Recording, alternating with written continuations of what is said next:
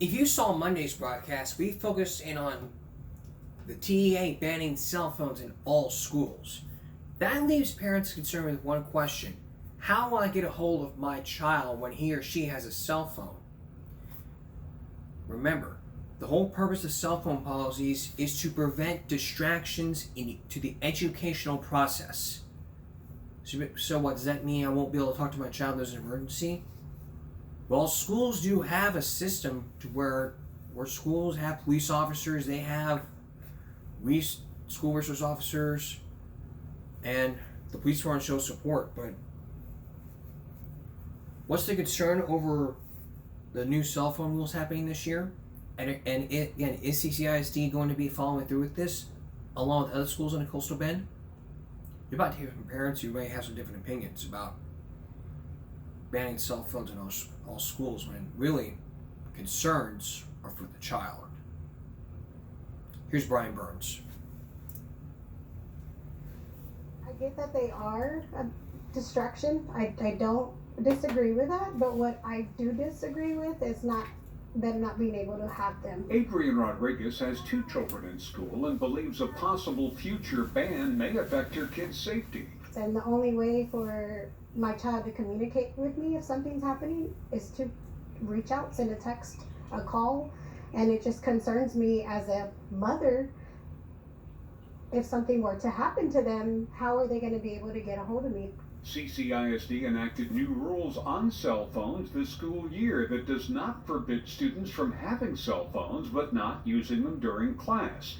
Ron Knipes is the director for the Office of Admissions, Attendance, and Student Support. He says they have taken more steps to assure student safety during class. It's just during the school day that we restrict cell phone use depending on the grade level. Yes, if parents need to get hold of their kid during the school day, they can call the front office and they can contact the classroom and get hold of the student if there's an emergency. Knipes says the rules vary by grade. So if they're in the high school students, they can have their cell phones during passing periods in the cafeteria, but not during instructional time in the classroom setting or if there's testing going on. Now, from middle school on down to elementary, they can have their cell phones, but they have to be put away during the entire school day. There are exceptions for students who use their cell phones to monitor certain medical conditions, but Adrian says the rules can go too far. What if something, God forbid, something happens and they're not able to get a hold of anybody?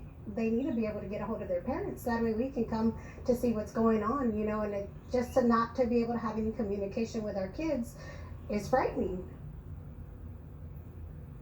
At CCISD, the only time a cell phone would be confiscated is if it's used during class, and disciplinary action would also apply. So far, a statewide ban has not occurred, with TEA leaders saying it's up for now to the individual districts. Mike?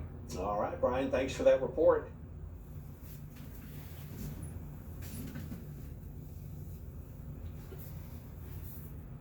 There are things, what if it's a medical condition? Medical conditions can have an exception, but what if you can't get a hold? So call the front office and they'll contact the child. Okay, well, what if you have to make exceptions, like for medical emergencies. When you try to ban cell phones, there are questions as to what the heck's going on. According to our Fox 4 poll, let's see if I can pull up.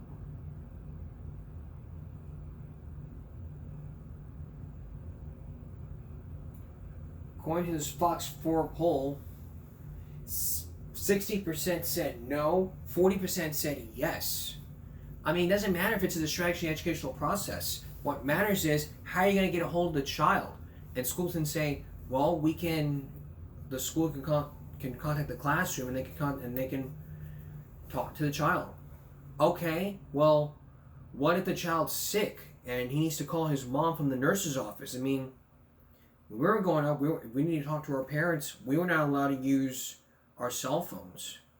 We had to use the teacher's phone.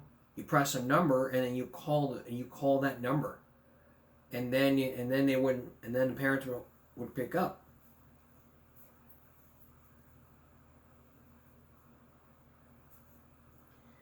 Things you have to understand about medical conditions. What if something happened? What if there's another school shooting happening? I mean, just listen to the thoughts of. Just listen here. Policies to be more restrictive. So, what do you guys think? Here's the thing. I think there's a lot of schools that have bans in place. Like you cannot have your cell phone out during the school day. Right. But if someone has their phone out, what happens? I think it is a lot of times there are not consequences. That, Right. So we have a ban, but you had your phone out, Right. and just can you put it away? And then the teacher has to stop teaching. You know, I think if there are rules and they're followed, then maybe that's a different thing. The locking up the phones. I feel like we're not teaching them to do it themselves. Right. Like, you need to follow the rules. And I know a lot of parents are kind of afraid with school safety being a top priority, especially right now too. If something were to happen, how do I get in contact with my student directly? So that slope is slippery. And on that point, I got a text this morning from a law enforcement friend of mine who said in a critical situation when when parents and kids are all calling and texting, well, law enforcement then are the ones who can't get a cell signal. That's interesting, yeah. So that then becomes That's an issue. issue. And if you thought that was pretty cool, if you think the cell phone ban's just out of reach because you can't get a hold, try being a teacher and having a jammer put in place to jam your students' phones, meaning your child's phone. That story when we come back. Stay with us. While the debate's still going on in Texas, all about banning cell phones statewide, try imagining this case scenario. You're in a classroom and you had to hear with all these kids on their cell phones while you're teaching. So you come up with a genius idea to go buy a jammer from Amazon, and while you're doing, you decide to press that jammer to jam the child's phone. Then imagine you go up before the school district and say, well, my purpose is to prevent distraction in the classroom. That's why the jammer is put in place. The school says, okay. But then AT&T calls the school saying that there was a problem with the tower. And then the school realized there was the jammer. So you could call into the office and they say, well, we have a problem with the jammer. We have a problem because the tower got on, we knew it was you. And it's like, well, I didn't know about that, I'm sorry. But for one teacher in Florida, which you're about to meet, it happened. He had enough of these students on their phones, so he improvised a plan to install a jamming device to have the students' cell phones jammed. Not taken away, jammed. As in a jammer. How could you get in touch with a child when your teacher jams your phone? Take a look.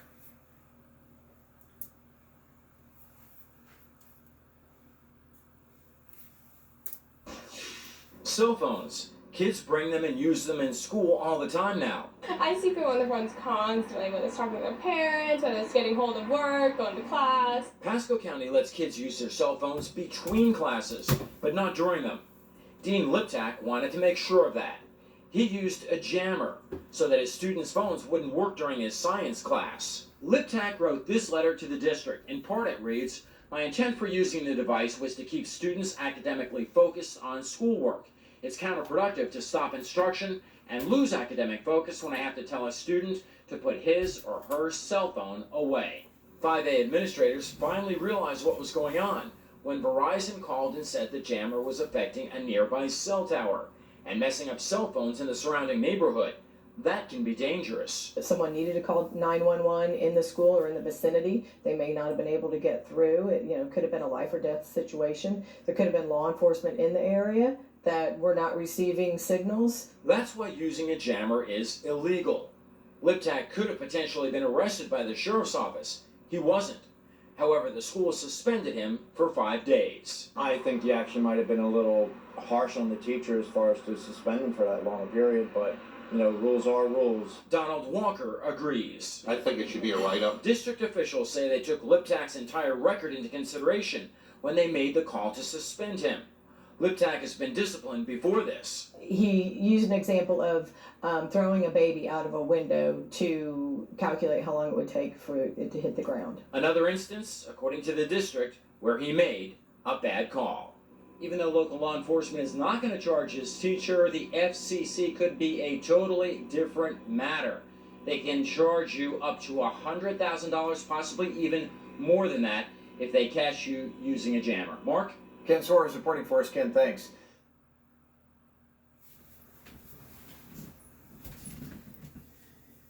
Then you also have to understand, though, I mean, you may go find a jammer and use that here, but what if it was a life or death situation? They need to contact 911. Well, they can't because you used the fucker to prevent distraction in the educational process. I get it. You know, it's also distraction in the workplace, you know. When I was at work, my boss was like, okay. It's not just in Texas and Florida. Let's take it out of Virginia where all the students speak down on those cell phone bans.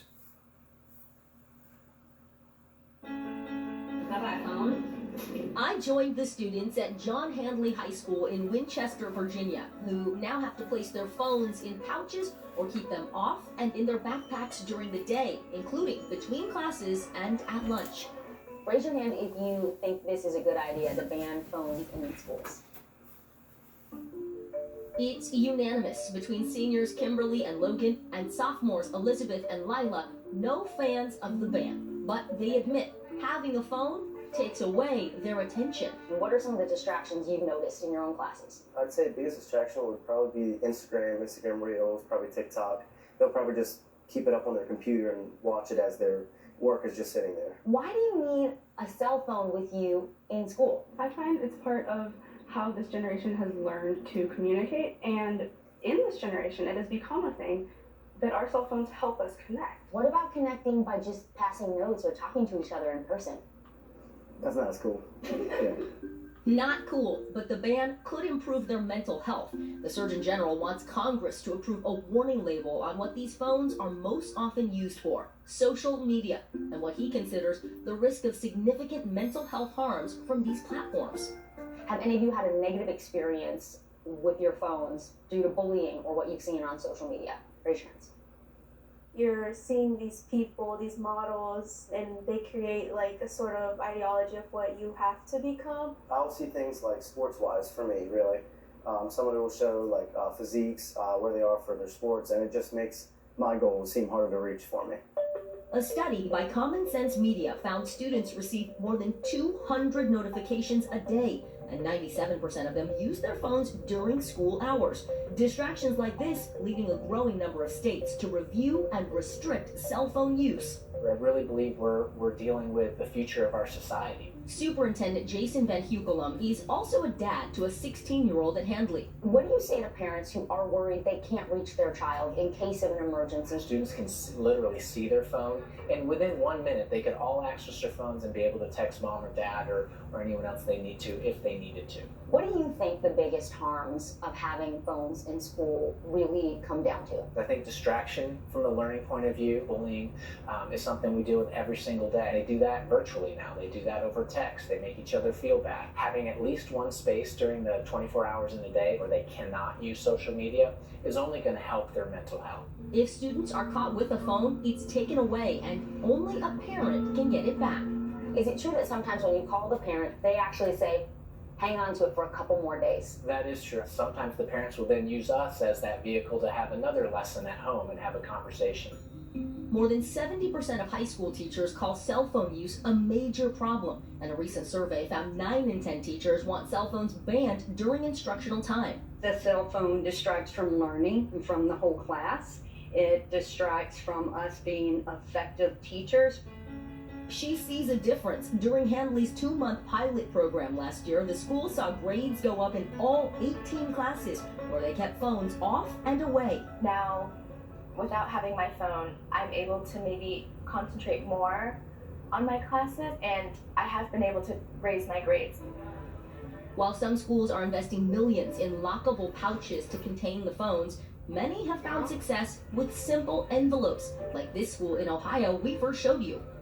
As more schools recognize removing these devices will give these kids what they need most. I heard this quote that said, the moment you want your kid's childhood to end, give them a phone. What do you think of that?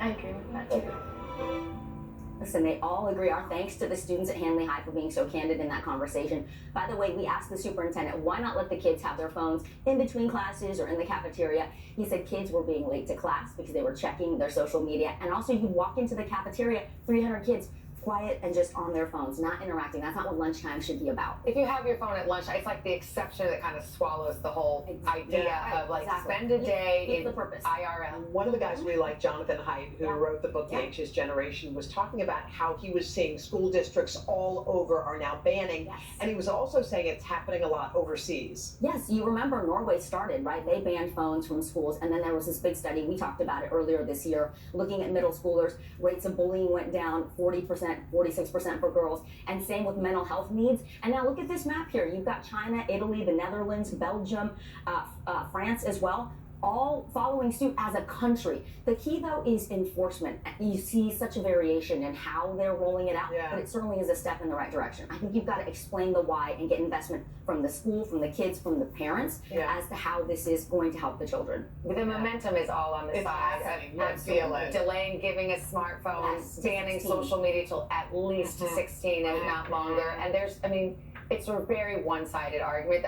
The research is all there. We have everything we need to know. Now it's just like getting the will to do it. And it's hard because the kids are yelling at you. It's like you said, if you left it up to kids and they said, well, but I need this and I want it and I want pancakes 3 times a day, we wouldn't listen to them about that. But somehow we've gotten sucked into, okay, I guess they need these things. And as we're seeing in these schools across the world now, they don't. Well, and Jonathan Haidt just said, as long as you have a couple of parents who are on your team, you don't have to have this whole school doing it. But if you and your group say, we don't have phones in our group, then at least your kid's not by themselves. Have to stick to it. Yeah.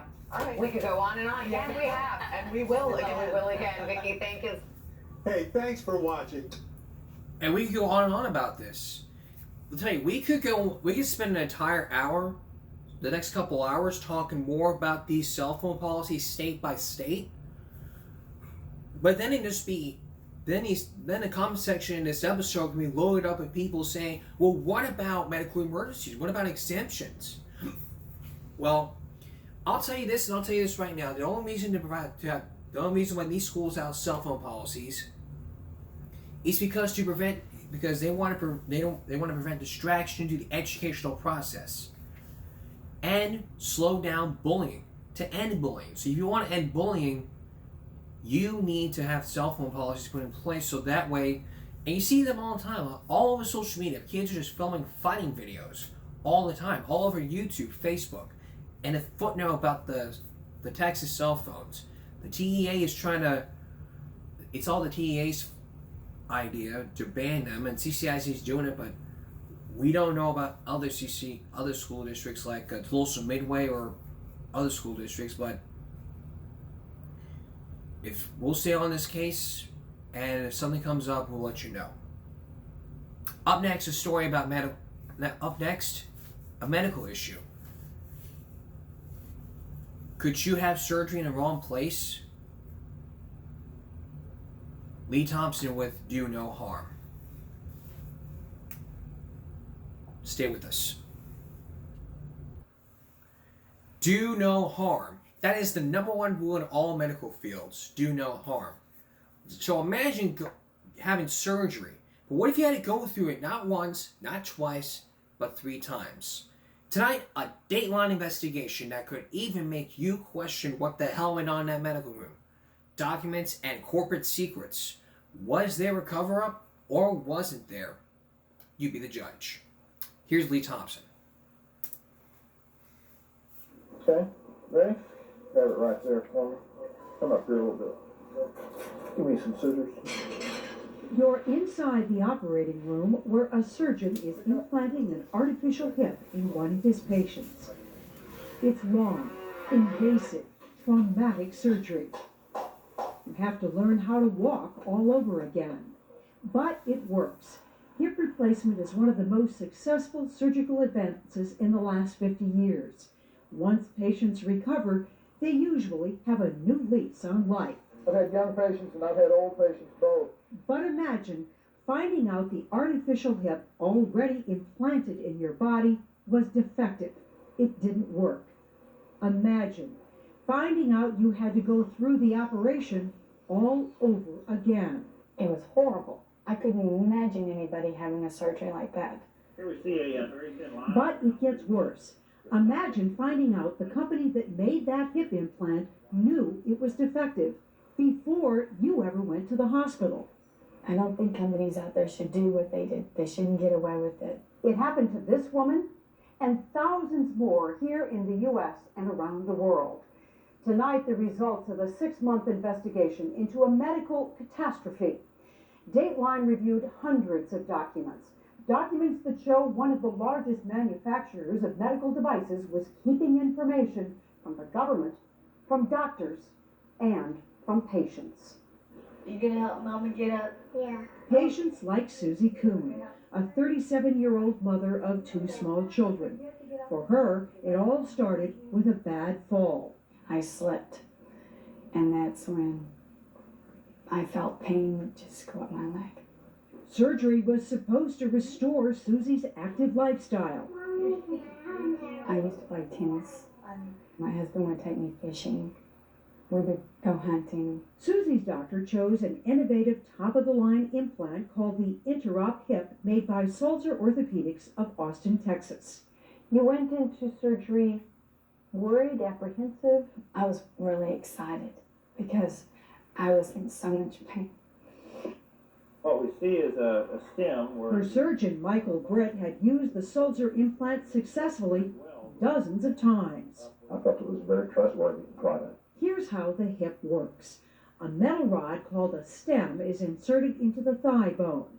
Then a metal ball, which replaces the old joint, goes onto the stem.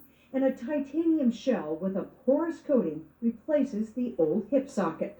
The bone is supposed to literally grow into this rough surface. I think probably grow onto it is a more accurate description. Dr. Britt told Susie her new hip was expected to last up to 30 years. But it only took a few weeks to figure out something wasn't right. Susie wasn't getting any better. Oh, I was in pain. Oh my gosh. I had a burning pain in my hip that you could not imagine.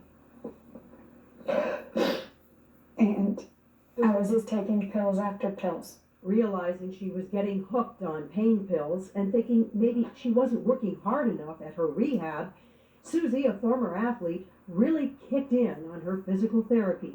But the pain only got worse. That's the type of pain that can make, I guess you could say, somebody go crazy. Did you feel at times you were going crazy? Yes. Susie wasn't alone. It turns out thousands of patients all over the country were going through the same torment. It's like someone stabbing you in the leg. Arthritis patients like Naomi, Lillian, Helen, and Joel were all wondering, why am I having all this pain? Why can't I function? You knew pretty quickly I that knew. his hip wasn't working well. Yes, I did. I couldn't walk without pain. After months of torturous therapy, Naomi, like the others, just couldn't take it anymore. I became so despondent. I told my daughter, I don't care whether I live or not if I have to go through this. Joel, once an agile rancher, thought a new hip would put him back in the saddle again. But after surgery, he felt it was hopeless. If they have to take my leg off, then let's take it off. Let's get it done and get it over with. I want out of this pain. His doctor told him while it almost never happened, his body must have rejected the implant. He'd have to go through the same surgery all over again. He took an x-ray and said, Joel, it's loose. I said, loose? And he said, yes. He said, we're going to have to do a revision. So Joel went in for a second surgery. And I'm saying, was there an error in surgery? Did the doctor make a mistake? Living on pain pills, resigned to a life of misery, Joel and the others were soon stunned by a startling announcement. I'm Gary Sabins, president of Sulzer Orthopedics. Seemingly out of the blue, Sulzer, the maker of all those hip implants, said it was not the doctor's or patient's fault. The implants were defective. On December 5th, 2000, our company began a voluntary recall of specific lots of our Interop acetabular shells used in hip implants. 40,000 artificial hips were recalled. The problem was 17,500 of them were already inside patients. When she got the news from her doctor, Susie was horrified. And then I panicked on the phone, and he said, no, wait a minute. Don't worry, Susie. Some patients were simply in denial. I said, no way, Jose. I don't have one. I'm just not going to have it. Don't let me think that you're going to tell me this has to be done again. He said, yes, it does. Lillian was still in the hospital recovering from her first hip surgery when the doctor gave her the bad news. Dr. Britt had tears in his eyes, and I felt so bad for him that I couldn't think about myself. That's because Dr. Britt was shocked to find out why the Sulzer hip wasn't working in many of his 64 patients who received them. The interface between the bone and the prosthesis never matured, and the bone never grew into the prosthesis. So this surface was rubbing on somebody's raw bone. Yes. But the patients' tears would soon turn to anger as some of them began to hear whispers that Sulzer had known about problems with its hip implants long before it told anybody. What they heard was right. While Sulzer was telling patients in this video release, it took action as soon as it saw a problem. We began to act immediately as soon as we received the first complaint.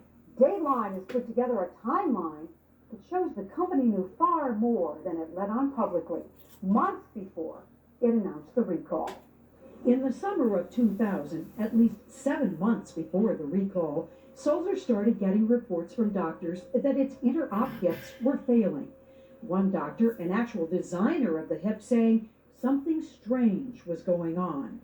By late September, 7 doctors were reporting 21 failed implants, but the company didn't say anything.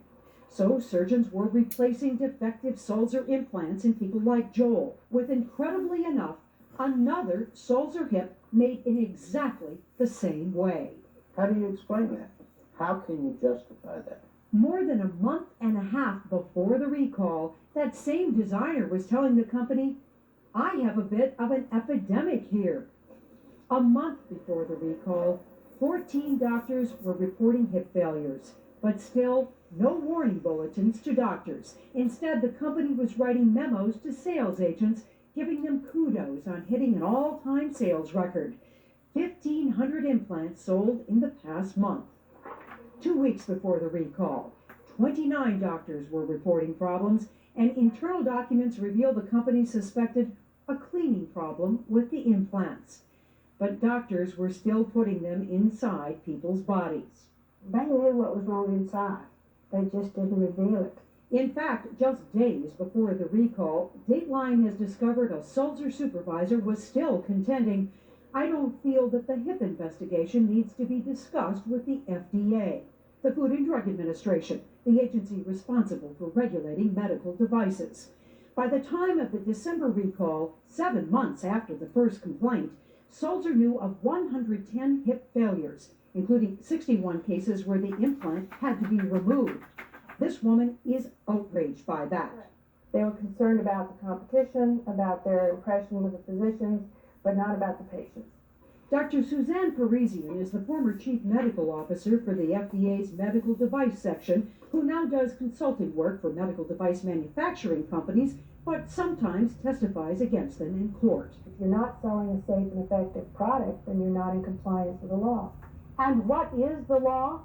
The law says if a company gets a serious complaint about a medical device, it must investigate and report the problem to the FDA.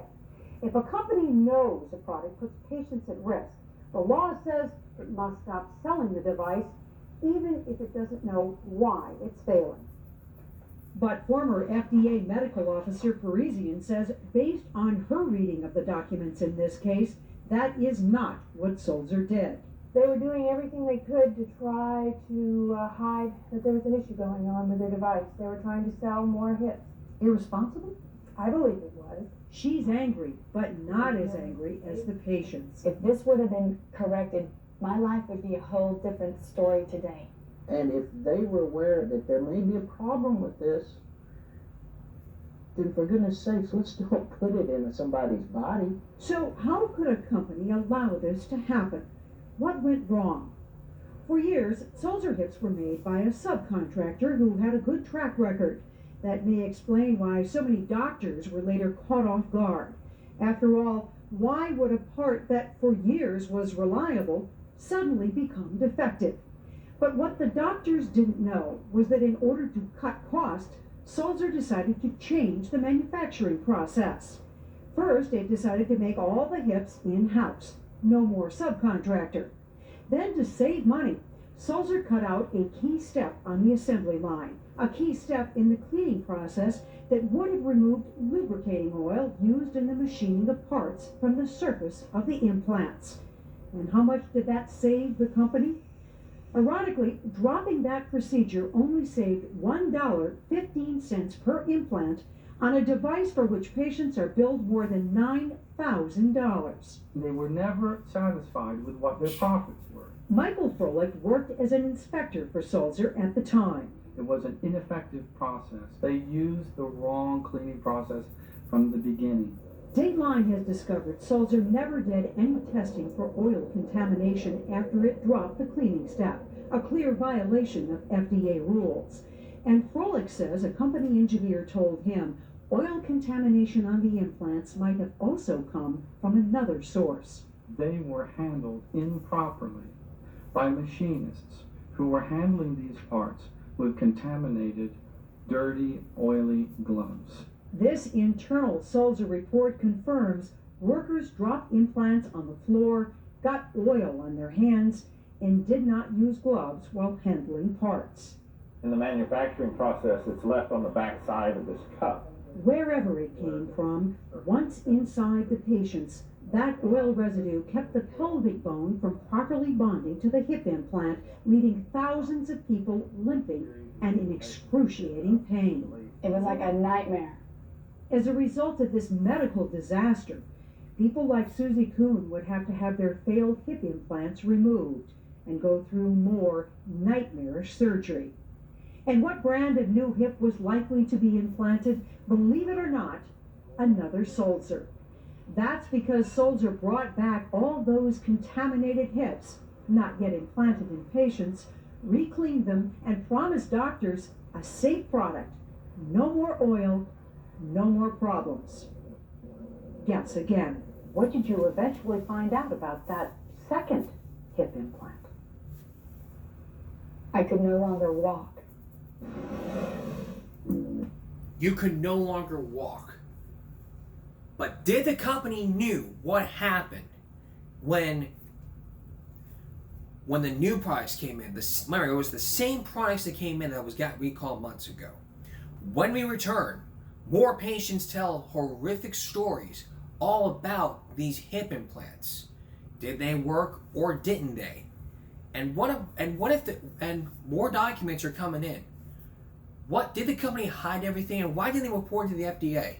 Lee Thompson has more on the investigation when we come back. Stay with us. One company decided to recall all the hip implant products, but then brought them back after they promised no more oil, everyone would start wearing gloves. Well, did it ever happen? Let's find out what happened when all the patients tell a different story. Once again, here's Lee Thompson. It was a medical disaster of enormous proportion. Who would ever think that a medical device implanted in thousands of people would be contaminated and have to come out? For anguished patients like Susie Kuhn, it meant more hellish surgery, more unbearable pain, and another heart-wrenching talk with her doctor. I told him I just couldn't. I'd rather be dead and buried than have to go through a surgery like the first surgery, you know. And then he said, he got real upset. And I asked him if I was gonna die. I was so scared. Did you really think you would die? I think these days you just never know when a complication or something can happen. Susie's fears were not unfounded. Dateline has uncovered several cases where patients did die of complications as a result of having defective Sulzer implants removed. The company, meanwhile, was trying to cut its losses. Rather than destroying the recalled hips, Sulzer had those not yet implanted in patients returned to the plant. It announced it could re-clean them with a new, improved process that would get rid of the oil. Michael Froelich worked as a parts inspector at the Sulzer plant. If we could just get all of the parts from the field that may have been contaminated back into the plant, and enough volunteers to come in during their Christmas vacation to re-clean the parts and repackage them, we would get them all out and no one would know the difference. And that's exactly what Sulzer did, assuring doctors the recalled hips were now clean and safe. Dr. Michael Brett, Susie Kuhn's doctor, believed if the hip was now clean, it was still the best choice for his patient. Doctor, why would you put in a hip that had been recalled and reprocessed? At that time, you'd have faith in what you were being told. I just looked at him and I said, I trust you and you're my doctor, so do what you think we need to do. So Dr. Brett and surgeons all around the world went back to the operating room. But soon after her second Sulzer implant, Susie knew something was wrong. Her hip began to fail, just as the first one had. And I couldn't sleep at night. It just seemed like I was just miserable all day and all night. Unbelievable as it may sound, Susie's supposedly oil-free hip implant failed in exactly the same way as the first hip. Michael Froelich isn't surprised. He says the company, at least initially, never changed the cleaning process on the recalled hips, a process it knew by then was faulty. When they did bring in all the parts and tried to reclean them, they immediately encountered problems. The plan that they set out to reclean the parts failed. In fact, there have been at least 138 cases in which the supposedly fixed hips had to be removed from patients. When I found out this part was bad, I just couldn't understand how, they promised my doctor a good part. And they let him down, and they let me down. Sulzer says it never skipped any of the cleaning steps on the reprocessed hips and disputes there ever was any problem with them. The company says the initial results of a study it sponsored show the failure rate with those reprocessed hips was no greater than would be expected with any hip implant. These people hadn't learned any lessons. But former Sulzer employee Michael Froelich differs with Sulzer's account. He says, for instance, he was told by a supervisor to lie on company records. We falsified records. We falsified test results. Falsifying records is illegal. It probably is. At the time, I wasn't informed of that. I understand it is now. Why did you do it? I did it because the environment there in the plant was so pervasive with this kind of behavior that there just wasn't any dissent. Froelich says he finally went over the heads of his supervisors to top company management and told them what was going on, and he was fired. Sulzer says its investigation found Froelich violated company procedures and falsified records on his own, not at the direction of supervisors. But who falsified what doesn't much matter to Susie Kuhn. As unimaginable as it seems, she had to go in for a third surgery to remove that second bad hip implant, all in less than a year. As they wheeled you in a third time, what was going through your mind? I was real scared. And I need to make it through this. Today, just looking through a mountain of medical records and bills is enough to relive the agony all over again. But wait, there's even more. Sulzer also made artificial knees at that Austin plant, but at the time of the hip recall, the company said the oil problem did not extend to any of its other products and told the government it was confident in the safety of its knees. Right here on its website, it said, no other Sulzer orthopedics products are suspect. Our other products do not go through the same manufacturing process. But as Dateline has discovered, the company knew that wasn't true. when I came out of the Navy, I went to work on the river. Roger Porter was a commercial fisherman for 50 years. It took a physical toll on his body. Just 2 months after Sulzer recalled its hips, Roger entered the hospital for a double knee implant. He remembers talking to his doctor. He goes, "Oh, you scared?" I said, "Yeah, I'm scared." It was a gruesome ordeal. They cut it open, and then they cut off this kneecap and lay it down.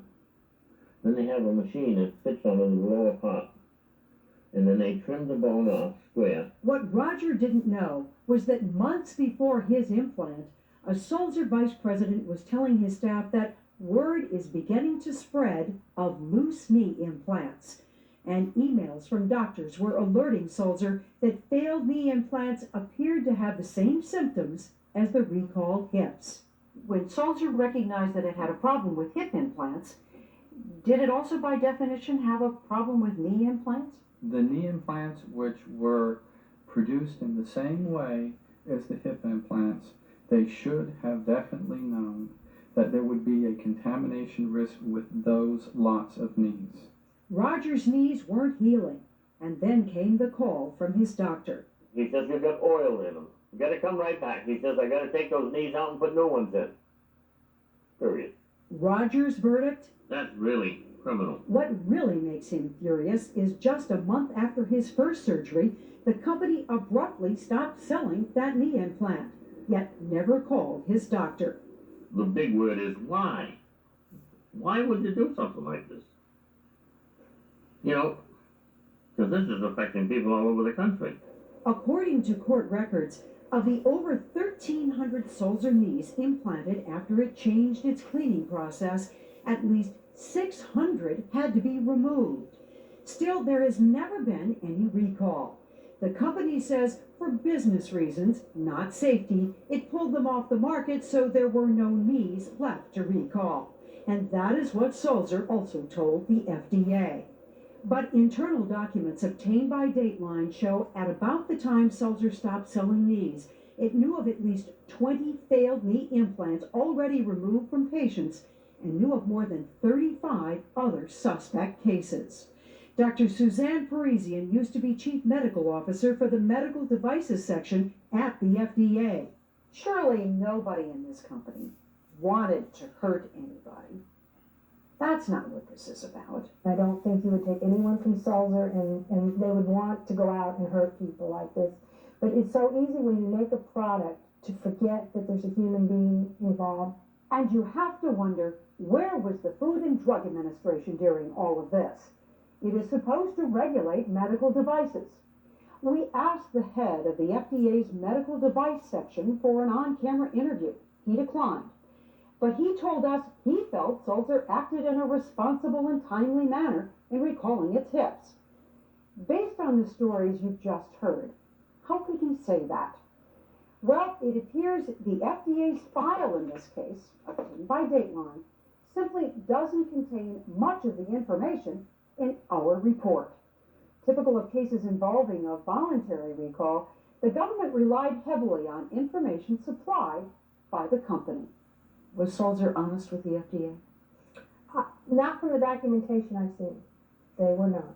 You believe there was a cover-up here? Yes, there was a cover-up by Sulzer to keep the information from the physician and the public and the FDA. One reason Dr. Parisian believes there was a cover-up was because the company told the FDA it only heard about hip failures 2.5 months before the recall, not 7 months as Dateline has found.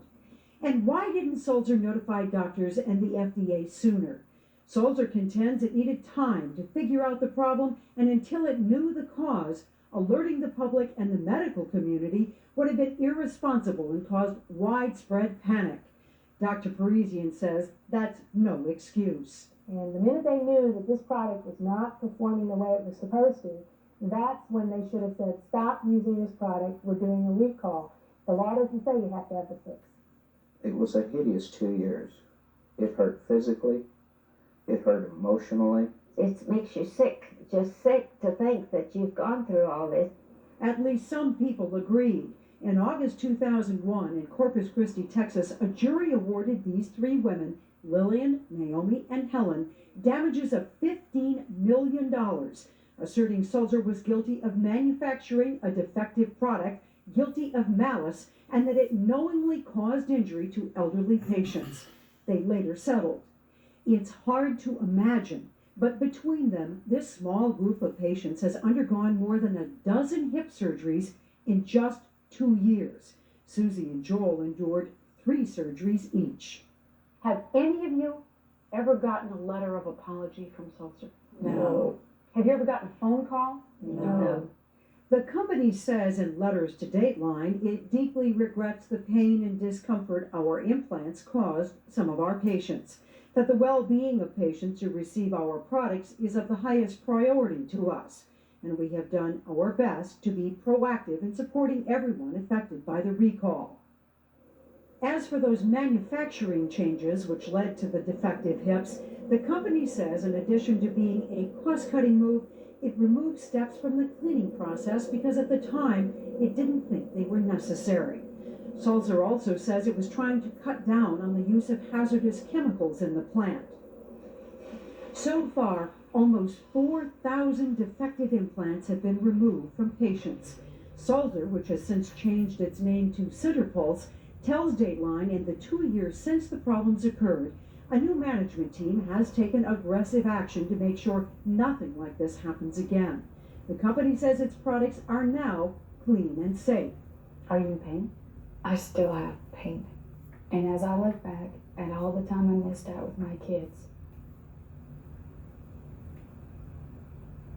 and my family, you can't bring it back to me. Susie is one of 4,000 patients who recently reached a financial settlement with the company. Because of the repeated surgeries, Susie's tennis days are over, and sadly, her recovery may be a lifelong struggle. I only hope that this doesn't happen to anybody else in the future.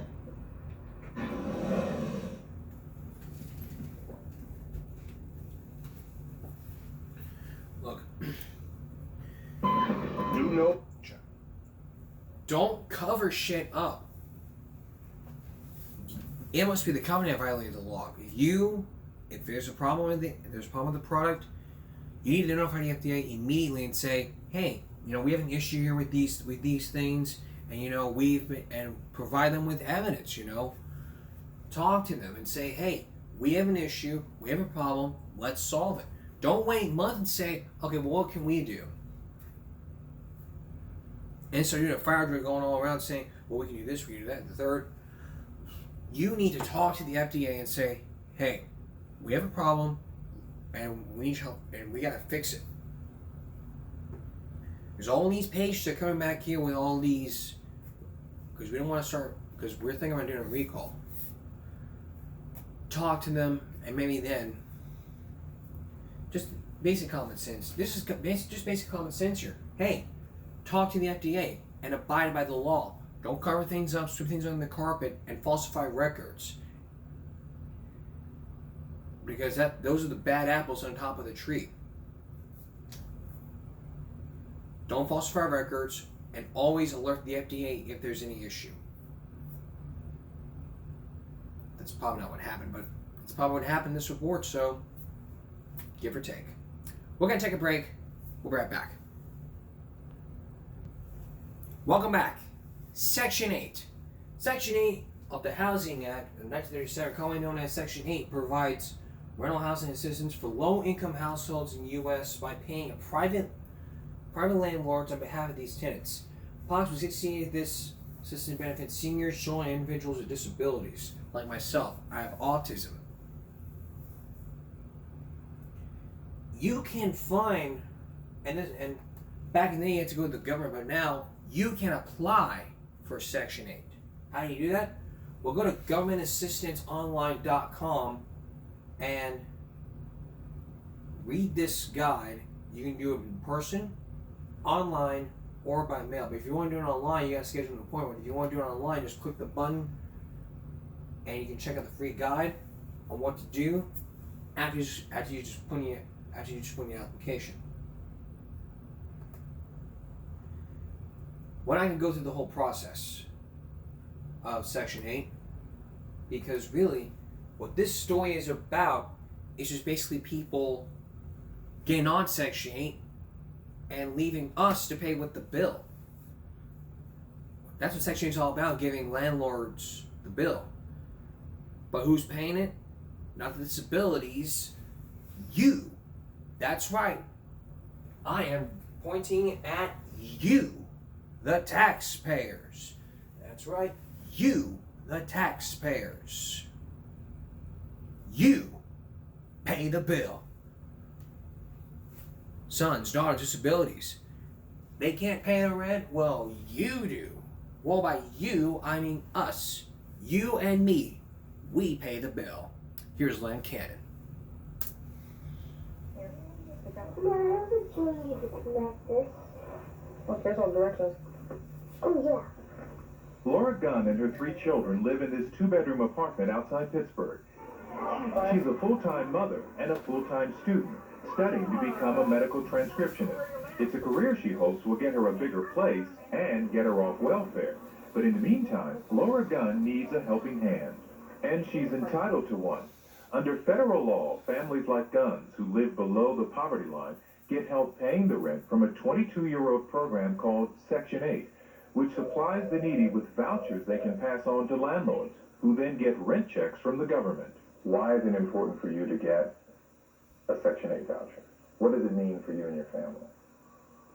Being secure and being able to have a place to live and not end up worrying about being on the street. Trouble is, there's not enough money to go around. Gunn, like millions of others, is on a Section 8 waiting list. Laura, how long have you been waiting for a Section 8 voucher? I'd say about 7 years. It's a long time. Well, I think it's too long. While Gunn waits, millions in Section 8 money goes to people who don't necessarily need it. Who? People with well-off relatives who were taking care of them anyway, but were only too happy to have the government pay for it once they learned it was possible. I don't think there's any doubt that we're wasting government money. Frank Lucchino is controller for Allegheny County, where Gunn lives. It's not his job to oversee federal housing programs, but what Lucchino discovered so concerned him, he began a campaign to change it. I think it's a cruel distortion of the idea of family responsibility, of how America was made. She has it in her own name. Quite by accident, Lucchino found a loophole in the government's $8 billion housing program that allows landlords to collect subsidies from their less fortunate relatives. Relatives, some of them were putting up for free before they got on the government gravy train. We had one landlord say to us that he was surprised that he could do this. And they said, no, it's legal, and so he took the money. This is the home of Gisela Libinati. To bureaucrats running the local Section 8 program, she looked like just the sort of person the program was meant for, getting by on a $52 pension and a few $100s from Social Security each month. But what the government didn't know is Mrs. Libinati had been living here for free, thanks to son James, who owns more than a dozen apartments around Pittsburgh. In 1995, she won a Section 8 voucher, and soon the government checks were going into James Libinati's pocket. He now gets a check from the government to do what he was doing for free, and he admits that if his mother weren't getting a Section 8 voucher anymore, he'd still take care of her. Libinati wouldn't talk to us on camera, but he did say that $368 a month the government pays him isn't nearly what he could get for this place. Why don't we have that Section 8 voucher for a truly needy family? You wouldn't call Nina Monroe's family needy. She owns at least 14 rental properties around Pittsburgh, where she and her husband live in a waterfront condo and this beautiful home. They also own this furniture store with daughter Regina.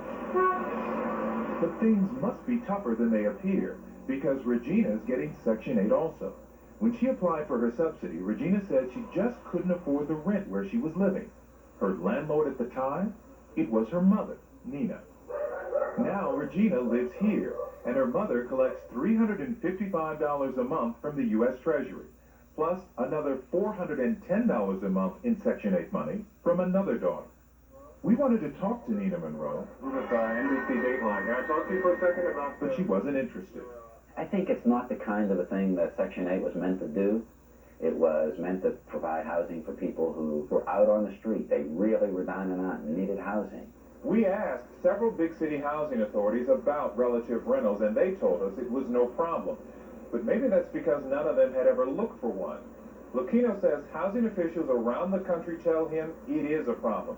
And he says if what's going on here in Pittsburgh is happening across the nation, it could be costing Americans more than $200 million each year. It should be prohibited by HUD regulations, and it can be done very simply. But HUD didn't see it that way. Months after Lucchino alerted HUD to the problem, officials in Washington told him there was nothing to worry about and no need for changes or restrictions in the program. I think they've been sort of like trying to cover their tracks and don't want to admit that there was something that they didn't know about. Section 8, Tom speaking. Okay, well, today is application day. HUD investigated Allegheny County's Section 8 program and found few problems. In fact, housing officials here say taxpayers actually save money when landlords rent to relatives who otherwise might be in expensive nursing homes or paying more to rent elsewhere. Lucchino says it wasn't until Dateline began following the story that HUD officials suddenly reversed themselves and drafted the relative rental ban he suggested. Today, those HUD officials sound like true believers. If there are cases in which there are rich relatives who are renting to other relatives through this program, well then I have a problem with that, and I think it needs to be changed. Kevin Marchman has been the Housing Department's Assistant Secretary in charge of public housing programs for the past 4 years. Are you guys serious about doing something about this? Oh, absolutely. Or is this done just to make you look good because we're looking into it? No, absolutely not. I mean, again, with housing resources being as scarce as they are, any opportunity you have to make one unit available, you need to be able to do that. Libanati and other HUD landlords we spoke with said they lose money renting to relatives on Section 8. But remember, many of these landlords were getting no rent from their relatives before the government checks started coming. For these wealthy landlords, the Section 8 money that could be going to people like Laura Gunn is a windfall. While the government works to close the loophole, Frank Lucchino is keeping the pressure on. Why are you so pushy about changing the regulations? Because we have so many people on the waiting list who really deserve to be there, and we have so many people that are taking advantage of it that could make these housing vouchers available for really needy people. HUD is still in the public hearing stage of its proposal to ban the use of Section 8 vouchers to rent to relatives. But even if the agency approves the new regulation, it won't affect any of those well-to-do landlords and their relatives already in the program. Even those who are homeless, they need to be on the Section 8 voucher, so that could really help with homeless people, because really Section 48.05 of the Texas Penal Code says your behavior for camping out in public places without consent. That really needs to be an option for homeless people. It's like, what do? Number one, you can't camp out. You have two options. One, go to a homeless shelter, or two, get you a Section 8 voucher. Because you're homeless. It shouldn't mean that list shouldn't be just for homeless people, or it shouldn't be just for people with disabilities. It should also be for people who are homeless. Seniors, children, individuals with disabilities. Not just people with disabilities, but for people who are homeless. So therefore, you can also get a Section 8 voucher from a. You also limit Section 8 from hack.org, which is an organization that you can get a voucher from. Basically, for that, from here in Corpus Christi, it's just two types of housing voucher programs. The first is a well-known tenant-based voucher program, also referred to Section 8. The newer type, known as the project-based voucher program, now. While both programs are similar, they do have major differences, and you can apply if you're interested. Well, not me, because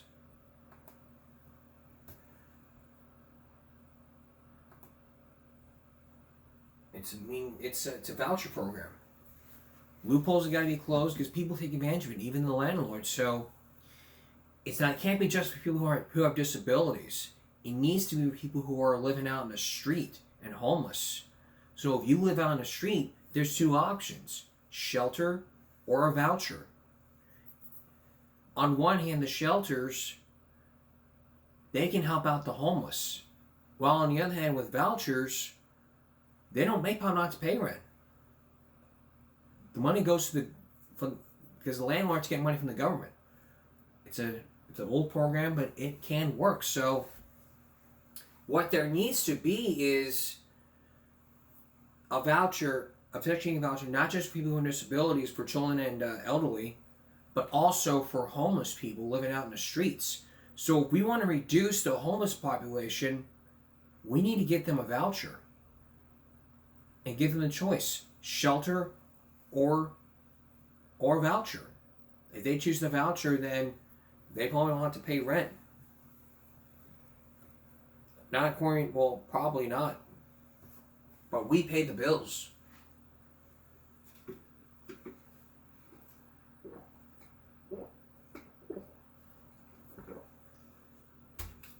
We pay taxes, and our tax dollars goes to free education. Our tax dollars goes to the vouchers.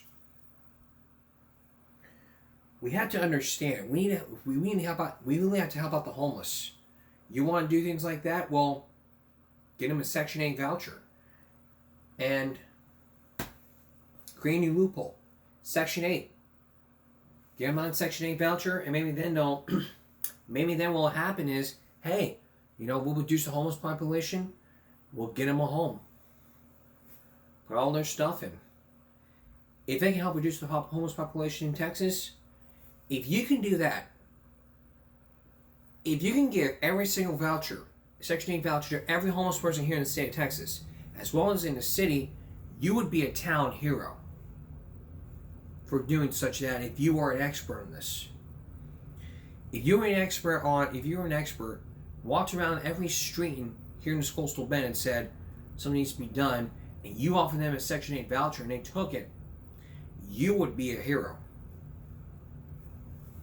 You would be a hero, and every person would be living in these houses, living in these houses while the landlords get the rent. So the bottom line here is this: that loophole should have been closed. If it's closed right now, okay. If it hasn't, if it's reopened back up, close it again. And we'll be right back. Okay. Alright. Switching gears now. If you had up to here with students yelling, screaming at your face, this is the wild break you definitely don't want to miss while laughing your ass off. Yeah. Just kidding. I've got some teachers out there that really love me. And they're fans of mine too. So, with all the utmost respect, I love y'all. And the teachers that really taught me so well. Y'all were great. Y'all know who you are. You love me. I love you.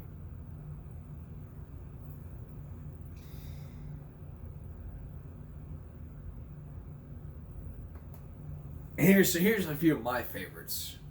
Let's take a look at this. Just take a look at these few. What are you talking about? You speaking some real bullshit for visitor. How you sound?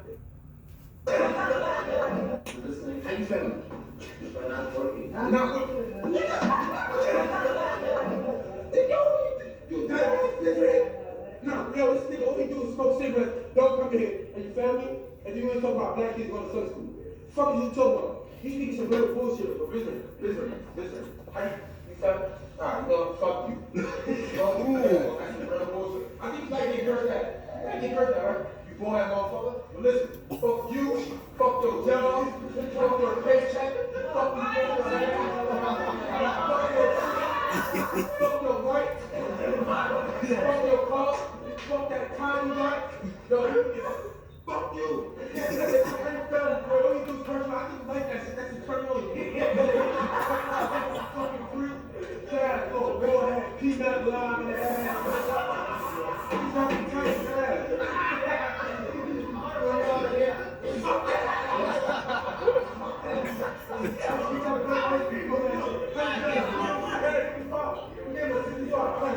I showed you my work. I showed you called my mother last week. I bet you she said the same shit. This is what she goes.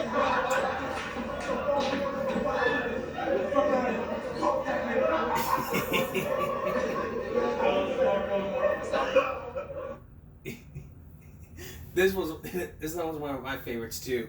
I asked you to stop and get up. Let's go. I'm not asking you to step out of my hands. I gave you guys a minute to get up. You chose not to. For what? For fucking what? Just get out of here. Get out of here. For what? What the fuck did I do?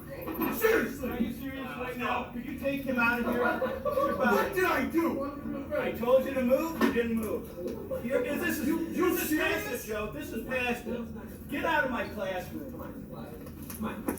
Joey, come on. Come on. You might want to take your stuff with you. Fall. Hey. Yeah. Oh. Welcome, Paul.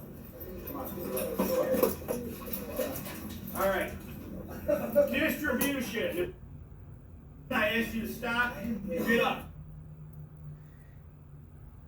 And this one, here's another one too, which is one of my favorites. This angry little kid who's gonna teach you to shut the fuck up. Good afternoon,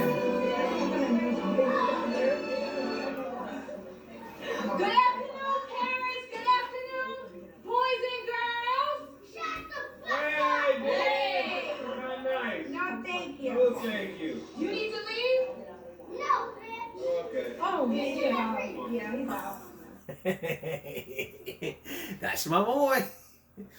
Dad was like, that's my boy. While on the other hand, come on. No, bitch. Come on.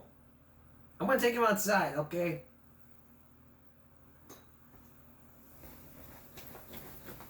Don't run! Well, you stepped on my toe, you fucker. Where in? Come on, man, where in?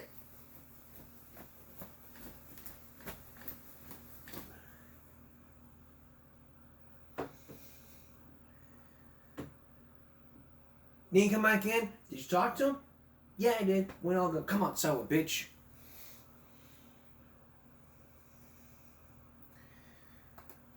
One more of my favorites.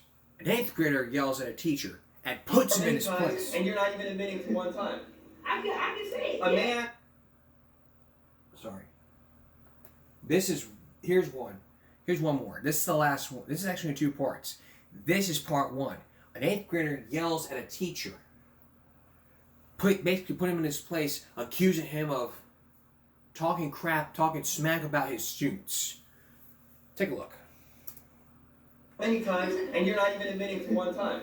I can say it. A man admits to something and says, yeah. I did. Multiple times I did. Okay. So guess what though? That's all right. That's all right. Who said anything was wrong about that? You did. You talk shit more than anybody. You talk shit. No, you talk shit more than anybody in here. Anybody. Can I talk? Anybody. I let you talk. You talk shit more than anybody. I let you talk, and every time I try to. You talk more than anybody too. We let you talk too much because all you do is talk. All I do is talk. That's all you do is talk. Come on. Pretty much. What else you gotta say? Pretty much. What else you gotta say? Pretty much. So pretty much. What have you handled in your life? You're still here. You're still here. You're still here. You're a bitch. You're still here. You're a bitch. You're still here. I swear to There's God. people who just got here 5 days ago who've done more work than you've done in the past 30 days. That's fucking hilarious. That's true. In the past 30 days? True. Really? Yeah. Because I recall the last 30 days, me busting my ass for you. Because I'm trying to get It's the not fuck out for of me, I You're told a you. bitch, blood. It's for you. Period, point You blank. could have been out of here. You talk, How am I a bitch? You talk shit talking about. I'm right here talking to you, right to your face. Nigga, but you talk shit behind people's back. You used to talk shit about Brandon behind his back. I never talked anything on Brand. What did I say about Brand? You talk shit about Jordan. Tell me behind one his thing back. What the fuck? You're so full of shit right now. You sound stupid. Who the fuck told you that? Who are you listening to? What the fuck is wrong with you? The day you and Jordan got into it, when he walked out of the Yeah, I didn't talk shit. If someone asks me what happens, I'll say what happened. That's not talking shit. Okay, let's go back to that video because, like I said before, this was in 2 parts.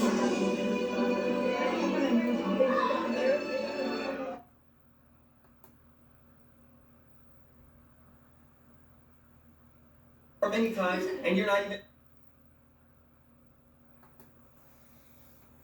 I'm actually playing a portion of this, but you probably get the picture. He's accusing the teacher of talking crap about his students. You know what I'm saying? oh well, that you do this, you talk about this person, you talk about that person, the third person, acute me. It's basically student accusing a teacher. You're right. I'm way too nice to you. I'm way too nice to you. You're right. I'm way too nice to you. I'm way too nice to you.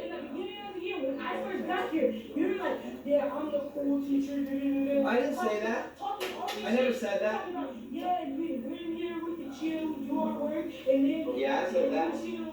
I'm like, so You're not chill. You're turned up all the time. I'm turned up all You're loud all the time. You're talking about I'm loud all the time, but you sit here and you let it go down. If you have a problem with it, speak up like a man. I tell you, be quiet and do your I work. have a problem with anybody in here. Do I speak up on it? Yes or no? Yes or no? I have a problem with him, anybody. Do I speak up on it to their face?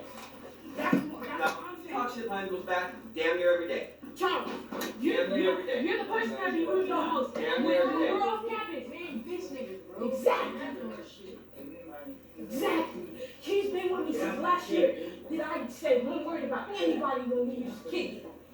No, don't put it on other people. No, I'm not putting it on other people. You say I have no Don't facts. put it on other These are people. witnesses. Don't I'm try not to putting bring it- somebody else and put it on them. No, I'm not putting it on nobody else. These are people I kick it with off campus. You can ask them. Do I mention anybody here?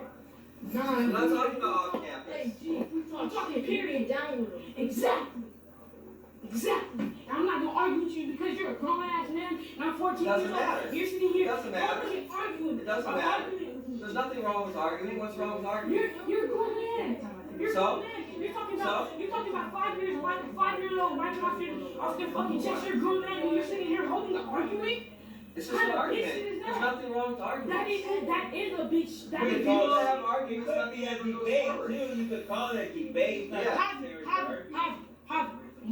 When you get into it with the student, do you sit here and bitch at him and try to be like, yeah. No, there's a wrong way and there's a right way, and I try to tell you. How am I a bitch? If you have any problem with me, I don't give a fuck. Period, point blank. Because you sitting here acting like you're just the nicest teacher and we can do anything in your classroom. No one said anybody can do anything. As soon as your period comes, you're ready to get everybody the fuck up out of here, send them to Valverde, straight out. I don't have the power to send anybody to Valverde. Nigga, you sit here like, oh, if you do this. None of the things you're saying are making any sense. Okay. Nobody ever said anybody. You know what? You said I'm a bitch. Let me be a bigger man. I'm gonna stop arguing with you. You're a grown ass man. You're holding an argument with me. What's wrong with holding? That is an argument with a child. So what you're saying is you're saying I'm giving you too much respect by arguing with you. You shouldn't argue with a child. You're saying I'm giving you too much respect right now. That's like me arguing with a 9-year-old. I'm believing that you can actually hold an argument. And I held it, but I'm gonna be the bigger man. I'm gonna be the bigger man. And You're I'm not saying gonna. I'm believing in you too much. And I'm giving you too much respect. I'm not gonna talk no more. I'm not gonna talk no more. So you're telling me I'm a bitch because I'm giving you too much respect. Hey, and be truthful, my girlfriend, okay? My girlfriend's only 34 years old. She's got a 14-year-old, 15-year-old, and he knows. I know Raymond. I know both of them. I know both of them. And I've gotten arguments with them. Tell me, but you're my stepfather. You know what, guys? I go through this shit at school. I don't need to come home and have you guys fighting with each other. I don't need to have you guys, disrespecting your mother. But there's a difference. You're their stepfather. You're supposed to do that. You're supposed to regulate that. He's the teacher holding an argument with me that he should not be doing. Jawan, I don't know if he really arguing, maybe just like a debate with you or something. But it's not even a debate because a debate. It's not a Skip debate the end. because instead of giving a logical argument, you're just trying to call me a bitch. I'm not. You taught me a lot of shit, but I'm not sitting here just acting like I'm not. What is teaching? Fucking fake. You talking about it being a better environment? It's all out here. All of these people. For all of these people, if I was gone. It seems like it would. It seems like it would. It does. That's how it's gonna be. It does seem like it. But. Sheesh. We're gonna skip. Okay, let's just stop right there. First off, you don't ever talk to a teacher like that and put him in his place. if you have a problem with a teacher, don't take it out on him or any other kids. I mean, don't point the finger and say, hey, you have a problem with this teacher? Hey, this, that, the third. Good kid with a good heart. Straight up about his homies. He can cuss at a teacher. He can grab my hand.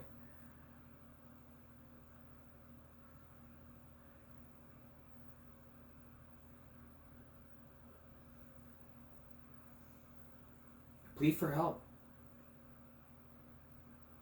The kid's got a point. Calling means ignorant. I mean, I may not agree with this child here, but he may have a point here. I mean, if he's doing, if he's accusing this teacher of talking crap about his students, it needs to stop. He should have talked to the principal instead of just talking to the teacher and saying, hey, you're talking shit about this person. You used to talk shit about that person right there. This third person right here. This is that the third. Look.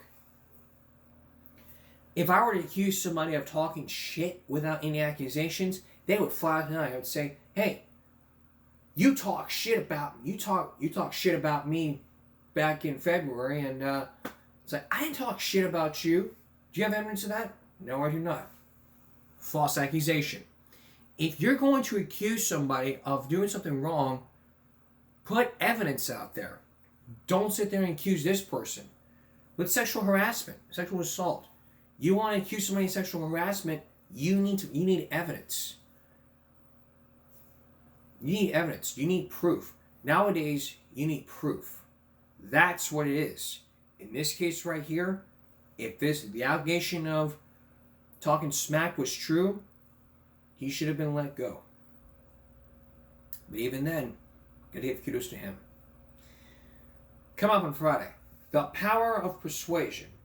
How do we get it? Is it something we're born with, or is it something we can learn? 4 people agree to take a Dateline test. You will too. Coming soon, a Dateline interactive Dateline Corp TV exclusive. We're trying something new this season. We're going to do Give Me a Break on Vimeo. That's right. Give Me a Break is going to be right on Vimeo with that one story. Because if I would do that here on YouTube, it would be blocked or demonetized. So, something we're trying out here. That's all for this edition of Give Me a Break Wednesday. Sorry. That's all for this edition of Give Me a Break Wednesday. We'll see you again for Give Me a Break Friday. For all of us here at YouTube, Give Me a Break. Stop bullying, speak up. Concentration, not strength. No jaywalking. Good night.